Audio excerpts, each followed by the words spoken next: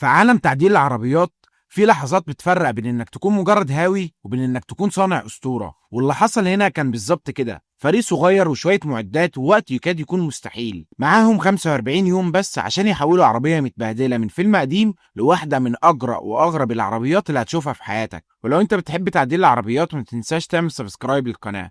البدايه كانت مع بوجاتي من فيلم نيد فور سبيد. العربيه دي هتتفكك كلها وتتجمع واحدة واحدة من جديد على شكل موستنج فاست باك موديل 67، وده عشان تتعرض في معرض سيما. وفي 2014 فيلم نيد فور سبيد نزل، وفي الفيلم بوجاتي كان جزء من السباق لحد ما الضابط في الفيلم جه وخبط العربية. ومن ساعتها بوجاتي ما بقاش ليها أي ظهور في الفيلم، واتباعت لراجل في أتلانتا وبعدها وصلت ليه. ودي قصة إن هو إزاي جاب بوجاتي. والعربية اللي ظهرت في الفيلم كانت نسخة طبق الأصل من بوجاتي، بس مش بوجاتي الأصلية، لأن محدش عاقل هيخاطر بعربية بمليون دولار عشان مشهد سريع في فيلم.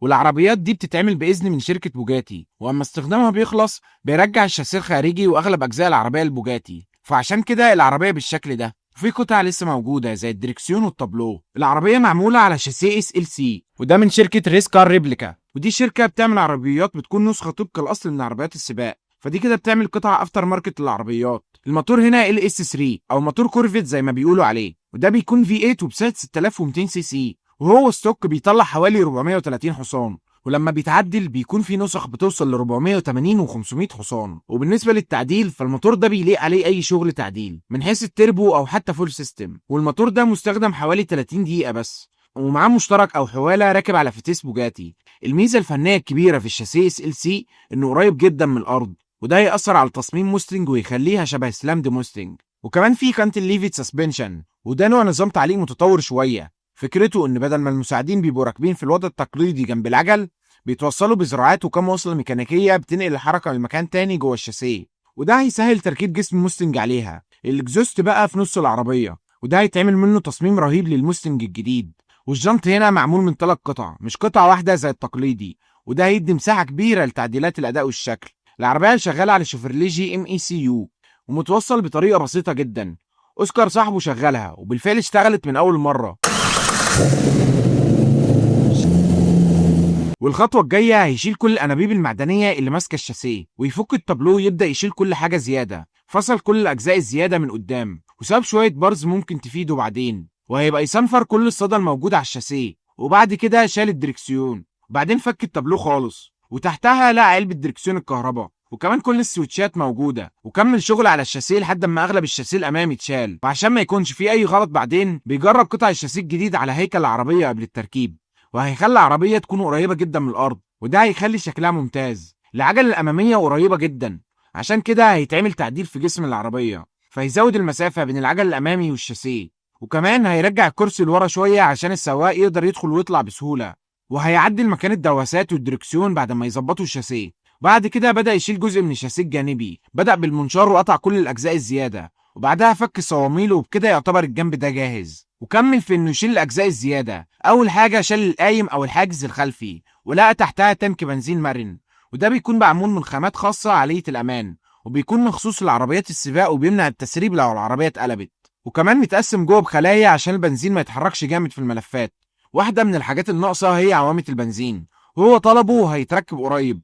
ودلوقتي بعد ما كل الحاجات الزيادة اتشالت بدأ يركب السايد بانل على العربية ويحددوا مكانها بالظبط. في خرطوم تبريد لازم يدخل جوه السايد بانل ويكون محكم على جنب العربية. وبعد كده راح للجنب التاني وبدأوا يشيلوا الجزء الأمامي عشان يوسعوا الخلوص حوالين الكبوت. وبعد يومين العربية بقت مختلفة جدا عن شكلها الأول، وعشان يقدر يحط الدواسات والعربية تكون مريحة من جوه قرر إنه يطول الشاسيه 9 سم كمان. فشال كل خزانات الفرامل والدبرياج وفك البيدال بوكس من تحت العربية، ودي الوحدة اللي فيها كل دواسات العربية عشان يفضي المكان، وكل التوصيلات الكهربية كافية انها تغطي الشاسيه بعد ما يطول. واوسكار صاحبه حرفيا قسم العربية نصين، وبجد ده اسهل شاسيه في العالم للقص والطول، لانه معمول اصلا باطوال مختلفة في الانتاج السينمائي. بعد كده بدأ انه يلحم قطع الالومنيوم اللي هتزود طول الشاسيه. قبل ما يبداوا اي شغل بدأوا يتأكدوا ان عندهم كل القطع الغير المطلوبة، خصوصا مع الوقت الضيق، وتأكد ان كل الاجزاء جاهزة وهم بيحضروها حوالين العربية. بصراحة كان كويس انهم رتبوا كل القطع حوالين العربية، لانهم اكتشفوا ان في شوية قطع نسيوا يطلبوها زي دراع الميزان وشوية حاجات تانية، فطلبوها على طول وبدأوا يشتغلوا على الجنب التاني. وكان في بانل جديد لسه وصل لهم، وشالوا المحتاج يتشال والحمد لله ان اتفك كله بمسامير، ما قطعوش فيه اي حاجه، فالشغل فيه كان سهل.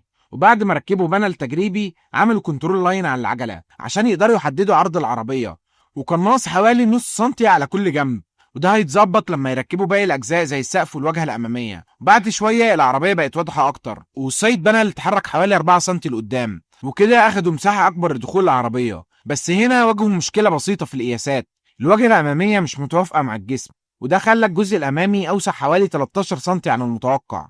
يعني الثري مود اللي كانوا بيعتمدوا عليه كان اصلا غلط في القياسات الحقيقيه للموستنج 67.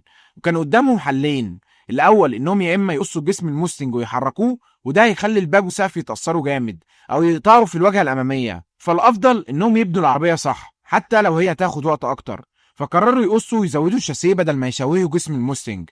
فالخطه دلوقتي انهم يشيلوا السايد بانل ويقصوا في الشاسيه بطريقه معينه بحيث انها تحافظ على القوه الهيكليه.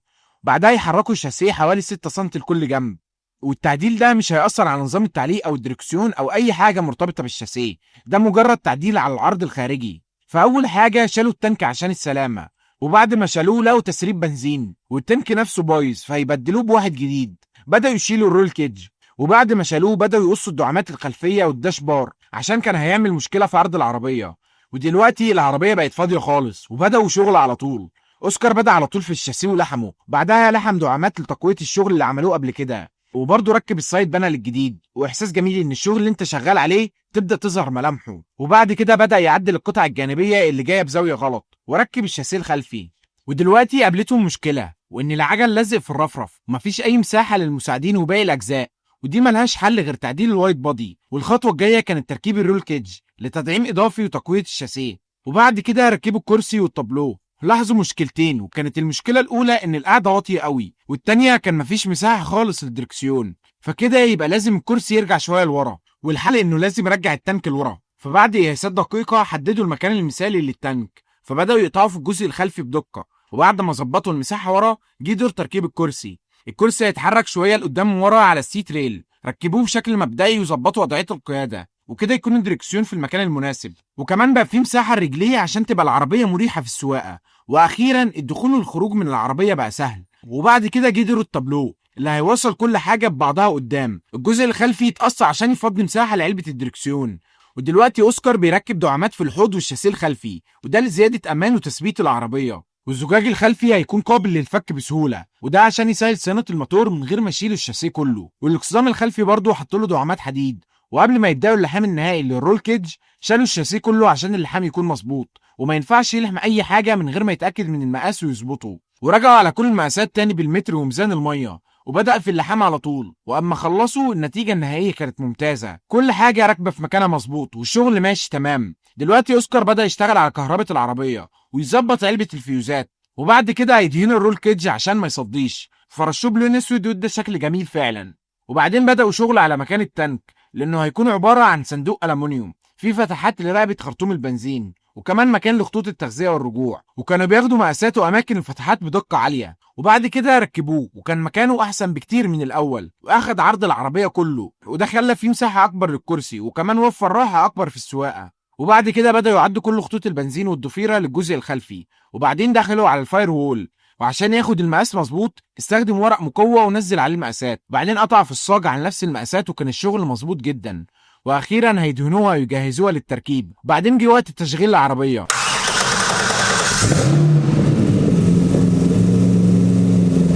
Beautiful.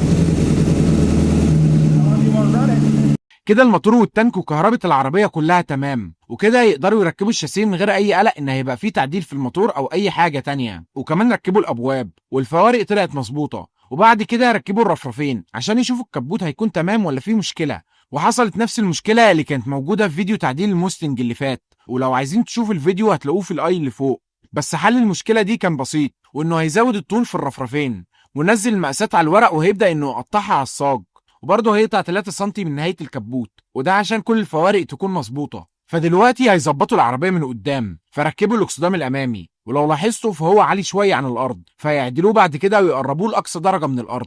وكمان ركبوا الشبك الامامي. وفي العربيه من ورا ركبوا الاكسدام الخلفي، وكمان ركبوا الفوانيس الخلفيه. وكده يعتبر عرفنا شكل العربيه هيبقى عامل ازاي. وكمل شغل في العربيه من جوه وركب الفاير وول، والفاير وول ده بيكون عازل الحراره الجايه من الموتور وبيمنع الدخان وريحه البنزين تدخل جوه صالون العربيه. وبعد كده لحم التابلو وظبط مكان الدركسيون بشكل نهائي، وبعدها بدا يظبط الابواب ويجهزها، شال منها الصدى ورش برايمر عشان يحميه من الصدى، وقفل كل الفراغات بسيليكون عازل للتسريب والحراره، وركب الابواب، وكمان ظبط كل الفروقات، والشكل النهائي كان جميل جدا. ودلوقتي جت مرحله تركيب الازاز الامامي. حط سيليكون على فريم الازاز، وكده يكون ركب الازاز الامامي بنجاح. ونروح بقى للعجل، وزي ما قلنا انه مش هيركب غير لما يركبوا الوايت بادي، فاستخدم قطعه من الصاج كانت عنده كقالب عشان يقص من غير اي غلطه، وعمل كده في الاربع عجلات. واخيرا العربيه واقفه على كاوتشاتها، بس هو حاسس ان في ميل في العربيه، مش متاكد اذا كان من الشاسيه ولا لا. نيجي بقى لجوه العربيه. اللون الاساسي اسود مع لمسات حمراء، وكان طالب كراسي جلدها اسود ومتطرزه بلون احمر على شكل دايموند. وبعد ده كله حب انه يجرب العربيه وينزل بيها حلبة السباق.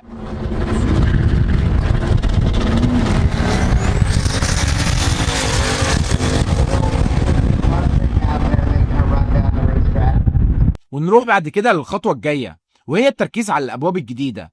ونقلوا كل حاجه من الباب القديم للجديد وركبوها، وكده الابواب بقت جاهزه. وكان بيت الفانوس الامامي وصل له بعد التعديل اللي عمله، ولما ثبته كانت الخطوط متماشيه وكل حاجه مظبوطه، فبدا يلحمهم على طول ويخلص شغله عليهم. والجزء السفلي من الشبكه الاماميه الخطوط بتاعته لازم تمشي مع الاكسدام وبيت الفانوس، فاشتغلوا عليه وظبطوه، وهم شغالين بسرعه عشان يلحقوا يخلصوا قبل الميعاد المحدد للمعرض. بس تعالوا نعرف هو ايه المعرض ده. وبيتعمل كل سنه في لاس فيجاس، وبيجمع كل عشاق العربيات من كل حته، وبيكون فيه اجمد واغرب العربيات المتعدله، وكمان احدث التكنولوجيا اللي وصلوا لها في مجال تعديل العربيات. ونروح بقى للكاوتشات. وركبوا سبيسر عشان يخلي العربيه اعرض ويدي شكل احلى.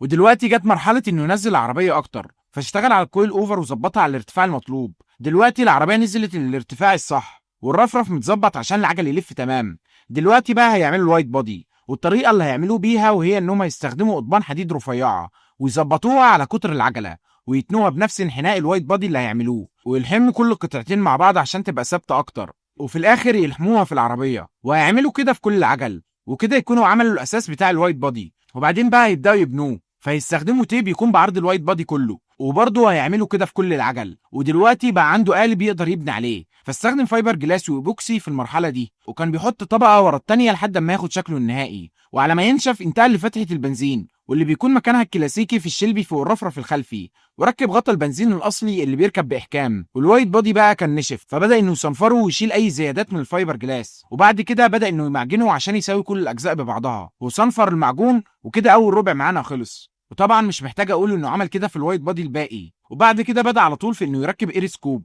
ودي عشان تبرد الفرامل والايروداينامكس، فظبط مكانها في الرفرف الخلفي وركبها. وجينا بقى للعتب الجانبي، خد مقاساته ونزلها على لوح الومنيوم، وبدا في انه يقطعها، وبعد كده ركبها على العربيه. وكده يكون خلص كل الشغل على الشاسيه. وحقيقي العربيه بقت حلوه جدا، وعشان خلاص يعتبر بقاش في وقت، فقرر انه يعمل راب للعربيه، وكمان يوفر فلوس الدهان، فبدا على طول في شغل الرابنج. وعشان ينجز اكتر قسموا نفسهم، جزء هيشتغل على الرابنج العربيه، وجزء يظبط انتريور العربيه. وظبطوا فعلا كل داخليه العربيه، والابواب بقى ركبوا لها الازاز والكوالين كمان، وبقت تمام. وعملوا رابنج العربيه كلها، وفعلا خلصوا شغل كتير جدا، والعربيه كان شكلها حلو قوي بصراحه. وهيركبوا نظام نيتروس على الموتور، واللي بيكون عباره عن 4 سولينويد، وبتكون واحده لكل سلندر، وكل واحده فيها بتكون مخصصه لتوزيع نظام النيتروس والوقود. وبعد كده رجع للجزء الخلفي وظبط الاكسدام، وركب فيه الفوانيس الخلفيه وظبط كهربتهم، وكمان ركب فريم الازاز الخلفي. وبعد كده حط سيليكون ولزقه، ولزق برضه ازاز العربيه الامامي، وكمان ركب فرش العربيه، وكان من الموكت، فقطع المقاسات المظبوطه وثبته في العربيه. وركب الكاوتشات على جنوط اقل حاجه تتقال عليها انها تحفه فنيه بجد. وكده يعتبر شاسيه العربيه كله خلص، ما فاضلش غير اللمسات البسيطه. ركب المساحات، وبعدين مرايات الابواب، وركب الكشافات الاماميه اللي كملت الجمال الحقيقي الموجود في مقدمه العربيه. وراح بعد كده يشيك على الموتور وكهرباء العربيه لاخر مره، واكتشف ان في فيوز محروق، فغيره على طول، وكده كل حاجه شغاله تمام. وكمان جاب شيفتر جديد لان القديم ما كانش سلس في الحركه. على طول بدا شغل عليه، وشال كل الاسلاك والتوصيلات من الشيفتر القديم للجديد، وبعد كده ركبه في العربيه، وظبط مكانه مع الهاند بريك عشان القياده تكون مريحه. واوسكار بدا في تظبيط النيترو سيستم، والمنظر خرافي. والنيترو سيستم ده بيزود سحب الموتور وبيدي دفعه جامده، والعربيه بتبقى اسرع. وركبه في العربيه، وكده العربيه بقت جاهزه تتحرك لمعرض سيما. بس في الاول ركب قطع حديد زياده لتدعيم العربيه، وفعلا العربيه راحت لمعرض سيما وظبطوا فيها اللمسات الاخيره، وبجد كانت من احسن العربيات الموجوده في المعرض. وفي الاخر العربيه اتحولت من نسخه موجوده في فيلم لواحده من اجرى واجمل العربيات اللي ممكن تشوفها في حياتك. كل تعديل في العربيه دي كان تحفه فنيه، من الشاسيه للنيترو للانتريور العربيه. وانا كانت اكتر حاجه عجباني وهي الشغل على النيترو سيستم وكمان الوايت بودي. وما تنسوش تقولوا انتوا كمان ايه اكتر حاجه عجبتكم في المشروع ده. وبكده نكون وصلنا لاخر الفيديو بتاعنا النهارده، فما تنساش تعمل لايك وسبسكرايب للقناه.